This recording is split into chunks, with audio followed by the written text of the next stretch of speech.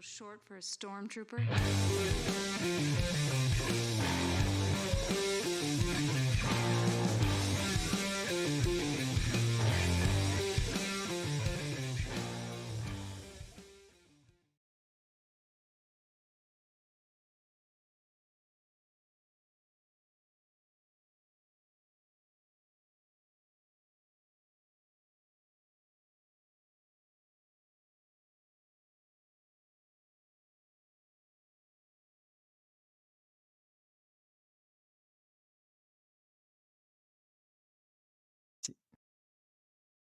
Yeah, you say interesting, I say absolutely incredible episode of Andor. Yeah.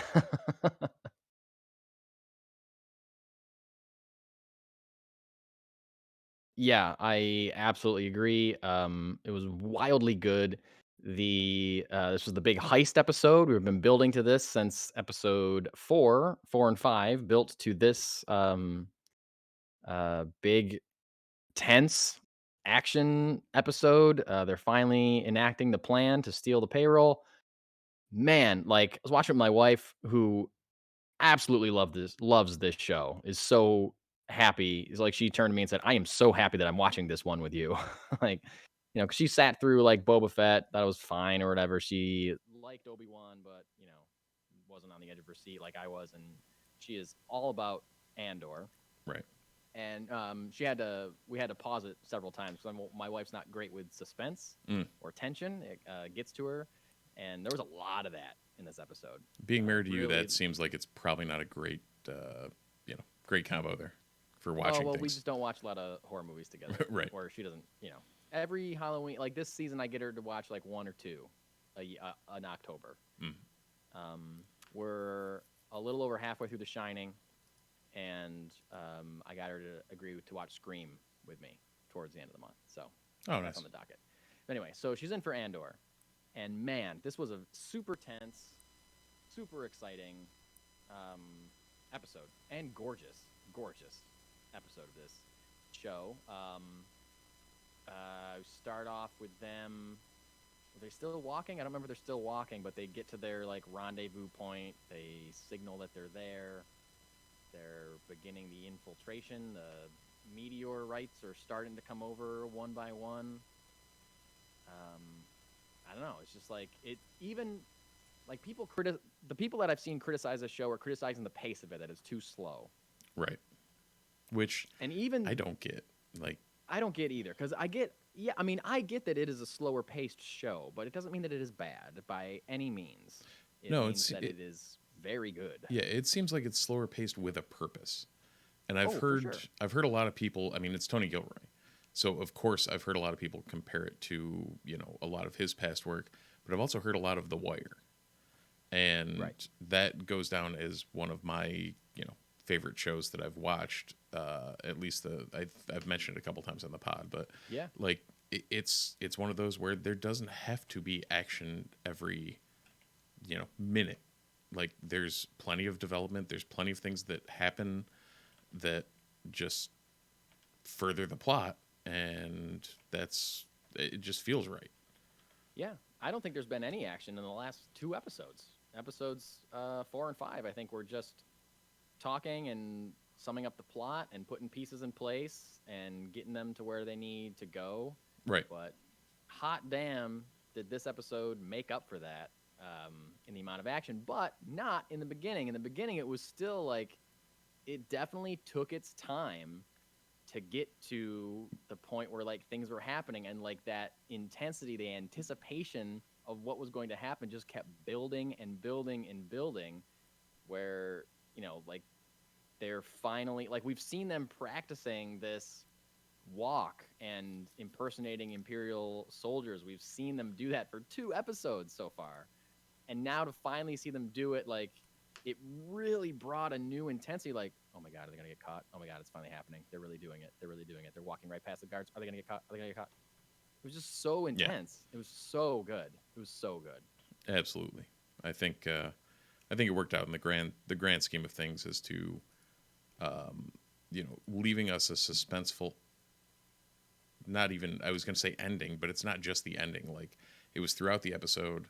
it to the end, because I mean, I'm sure we'll touch on it later. There were some points right at the even after you thought they'd escaped the heist that kept the tension up, like to the point where until we pan to Coruscant, there's like you don't know what's happening right up until the end.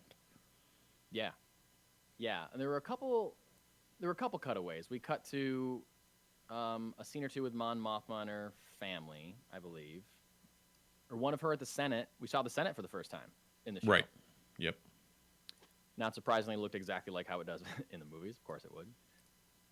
She's introducing a bill. Uh-oh. You back? Yep. You just blipped away on my screen and came back. It's it was only 5 years. It's fine. Okay. We're still up and running? We're still going? Yes, we're 100% going. All right, cool.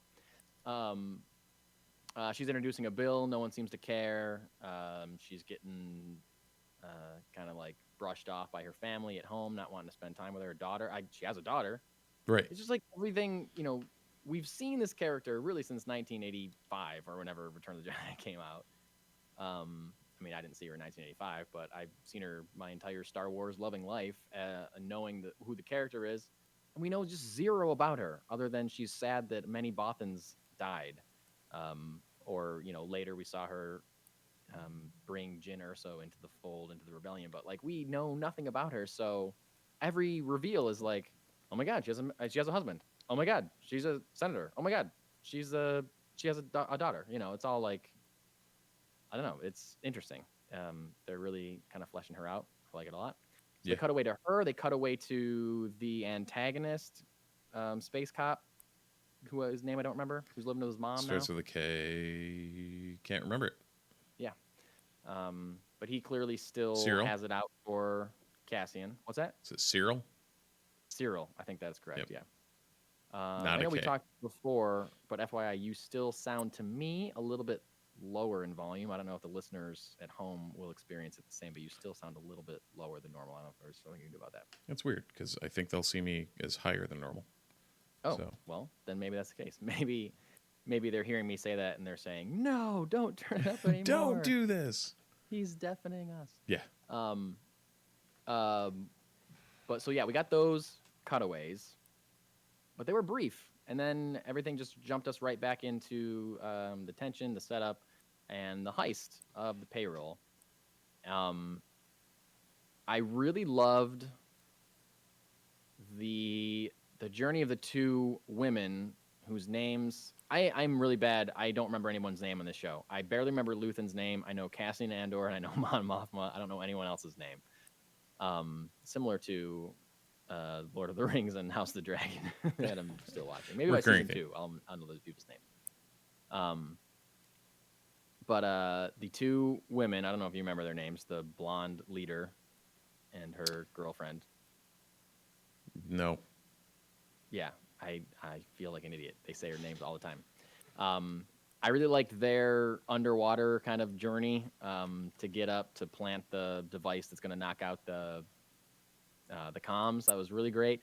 And the leader, how it showed her, like, it was time for them to go, and she was, like, nervous. Like, yeah, Vel. Like, Vel you Sartha. weren't sure.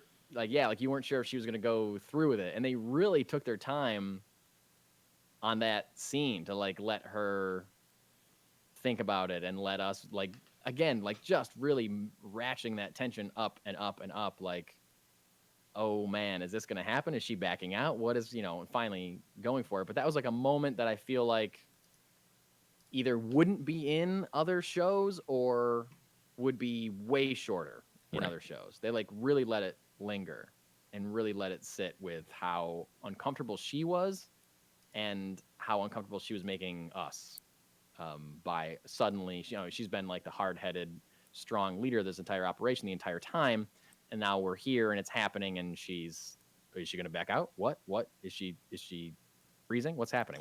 It just really worked. Really worked. Yeah, well. just kind of right on the cusp of where you expected her to be, and that the way they portrayed it was perfect, and Cinta being the one that pulled her out of it. And I just googled the names to make sure. Smart. I kept wanting to say Zell instead of Vel, So I knew that wasn't right. You're a professional. You're a professional podcaster. Well, I have multiple screens and stuff set up, so it comes in handy as well. Yeah, sure. But yeah, when Cinta basically snapped her out of it and was like, "Okay, we need to do this. This is a thing. Let's go." Yeah. Yeah, it worked for me at least. And Cinta's the only one that we saw, I mean, until the end, kill anybody. Until the firefight broke out, I guess I should say. Because she straight up shot that engineer guy. Yeah, and Cassian, I mean, Cassian we know is Cassian. But Yeah. yeah. Yep. I just meant in this episode, I guess. Because they were really seemingly going out of their way to not kill anybody, tying Right. people up, restraining people. But then in that moment, I think Cinta immediately knew that was the only that's what she had to do. Option. And it worked. It worked to save the situation. It also worked to convince the people they needed to convince that they were indeed dangerous and were not above killing people. And then the whole, I mean, let's just get right to it. The whole heist sequence at the end was great. We lost a couple members of our crew, unfortunately. Yep. But you knew that was going to happen.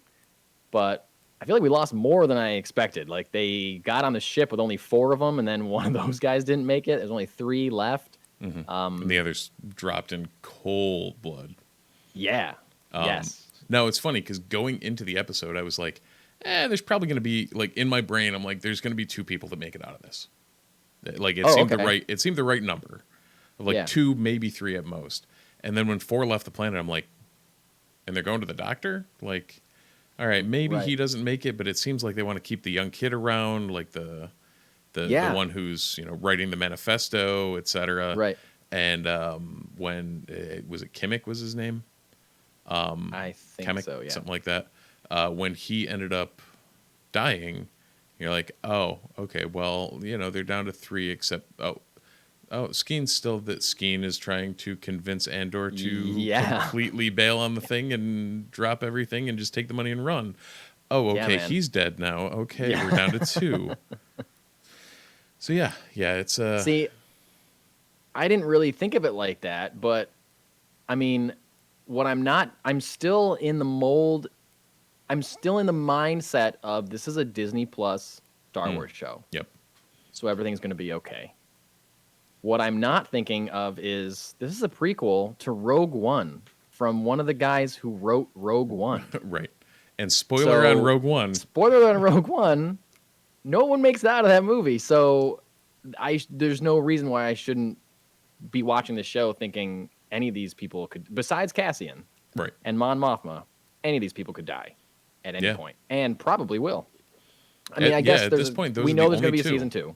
Yes. Sorry, yeah. Same thought. Yeah.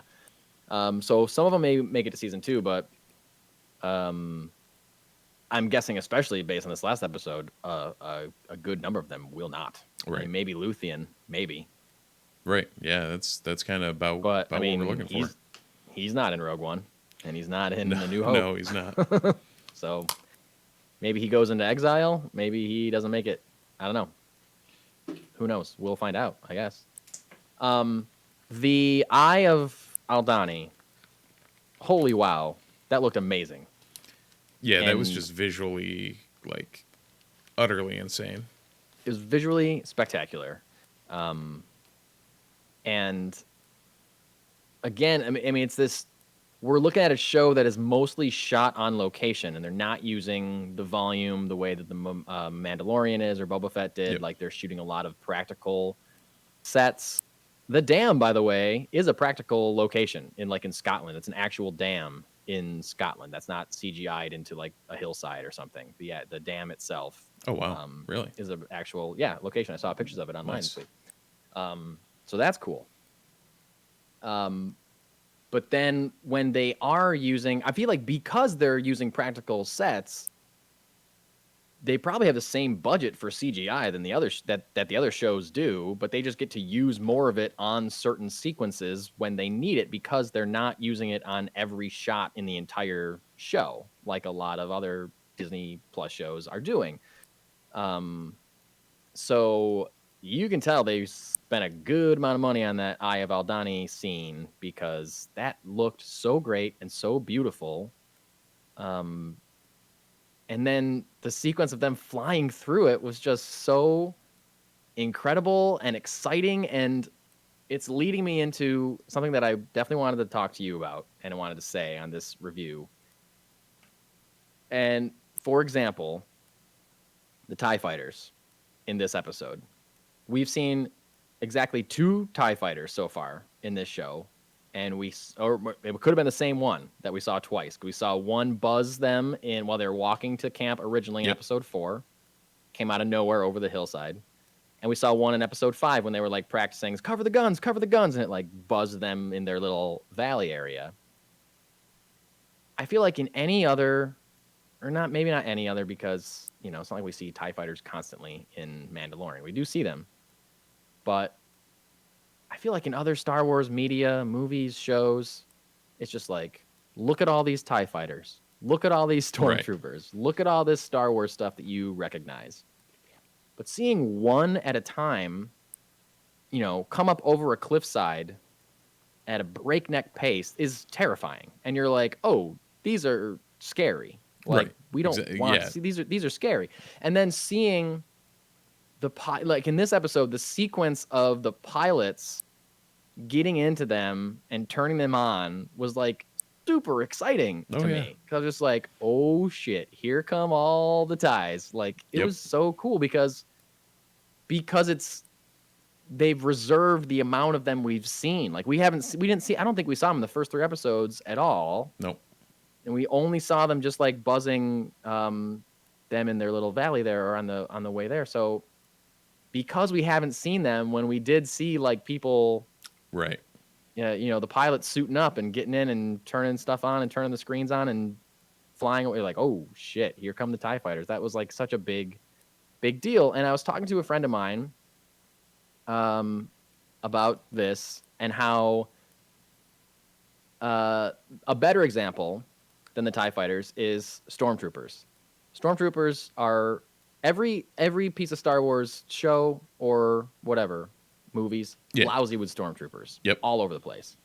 Like, I can't think of something that doesn't have stormtroopers in it that has gone this long without seeing a stormtrooper. Yeah. No, they're even in everywhere. Even in Mandalorian, where the Empire has crumbled, we see dirty stormtroopers like in episode 1 because they're like the protecting the guy that's hiring him to find the child, right? So whatever Werner Herzog's character was. Yeah, exactly. And the fact that they're not here, the fact that we saw just like low-level base cops in the first arc of this show, Cyril and his gang. And then even on Aldani, we don't see stormtroopers. We see Imperial soldiers, but we don't see stormtroopers. It makes me feel automatically that in any other Boba Fett, Mandalorian, whatever, if we do see a planet that has stormtroopers stationed on it, you know that's like a high priority planet for the Empire. Or you know that some shit has gone down on that planet in the past and they need to put stormtroopers there. So it immediately gives me that information. Like, okay, this planet isn't, like, the Empire doesn't really care about this planet for whatever reason because there's no stormtroopers here. Oh, but Tatooine, there are stormtroopers on Tatooine, so the Empire cares about that planet, and or shit has gone down on that planet for sure. And it's making me rethink that and like restructure the priority of what a stormtrooper means in the galaxy, you know, because we haven't had that we haven't seen the other side of it until this show. Yeah, and you saw like the mud troopers in on Mimban in Solo. Right. You saw, like, for the longest time we didn't even see the Empire had other sorts of troops. It was literally stormtroopers and like the fleet troopers, and that was it. Yeah. And even on the fleet, like, there were tons of stormtroopers on all those Star Destroyers and everything. So outside of the fleet officers, it was just like, okay, this is what the Empire is. whereas we're finding out more and more. And again, this is the sort of fleshing out that I find fascinating, and I think that's kind of where you were driving to, of like it makes these stormtroopers a little more special, and that we see them, and it's like, okay, these are the Empire's elite. It makes Kenobi's statement more apt of, they're like, no one could be so precise or any of that. It's like Exactly. those are the troopers that the Empire sends when shit needs to get done. Right. Yeah, as many jokes as are made about stormtroopers and their aim, like those are supposed to be like cream of the crop, Yeah. top tier Empire soldiers. And I'm reshaping how I think about Star Wars and the Empire because of this show not including stormtroopers. Like the fact that they are not doing something is making me reframe the galaxy that is Star Wars in my head, and I think that's amazing that they're not doing something and it's having an effect on how I see the rest of the rest of Star Wars media, which is great. Well, because I'm not gonna lie, you're right. I expected when they started marching in, I expected to see at least a bucket head here or there or wherever. Yeah. Like Nope. no shining white armor, no nothing. It was just those guys.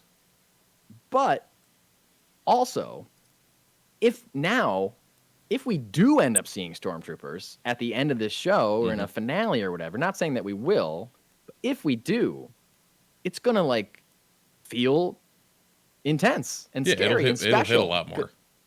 We're gonna say, holy shit, here come the stormtroopers in a way that we never have before, ever. We've because never they're needed just to. all over the place. And obviously that's because a lot of the Star Wars stories that we've heard or watched or whatever take place on these high priority planets because it's interesting that a planet is under like Empire lockdown. Like I understand that, but it's cool to see a different side of things and to make it's a cool way to make the things we've seen 1,000 times feel more special and kind of like earn some cred, earn some street cred back. Yeah. No, it's overall great episode. It was this show is hitting in a way that Star Wars hasn't in a long time. And I know we said it last week on our Werewolf by Night, where Marvel finally pitched an A+ for the first time in a long time. Yeah. Star Wars is kind of in the same boat with Andor right now, where, there's some quirks here and there, but overall, this show is like, it's nailing it. It's hitting the right feels. It's hitting all of the points. Like it feels like Star Wars without feeling like Star Wars. Like the setting and the ambiance is very Star Wars, but it's a show that you could have picked up and put anywhere. Right. And well, it's not just hitting you over the head with Jedi and lightsabers and stormtroopers and imagery even. I mean, no, I shouldn't say imagery because it looks like Star Wars and it feels like Star Wars. But it's just not like, hey, remember this? Hey, remember this? Hey, remember this? And we talked about that, how, we, I think on this a couple weeks ago, we talked about how Tony Gilroy said that he just came up with a story that was a good story, not a good Star Wars story necessarily. And he cast actors because they were good actors, not because they'd be good Star Wars actors or whatever. I mean, when you go into it, if Diego Luna and Genevieve O'Reilly are the only two that you have to cast, you can play around with the rest of the cast, do whatever you want. Yeah, exactly. And if anyone's interested, Tony Gilroy, Steve and I talked about this off air last week, but Tony Gilroy was recently on an episode of Mark Maron's WTF podcast, an interview podcast, where he talks about his entire career. At the end, he does talk about Andor quite a bit. The host, Mark Maron, is not a big nerd guy. He's not into Star Wars or Marvel or anything like that, and he makes no, doesn't make any apologies for it. Right.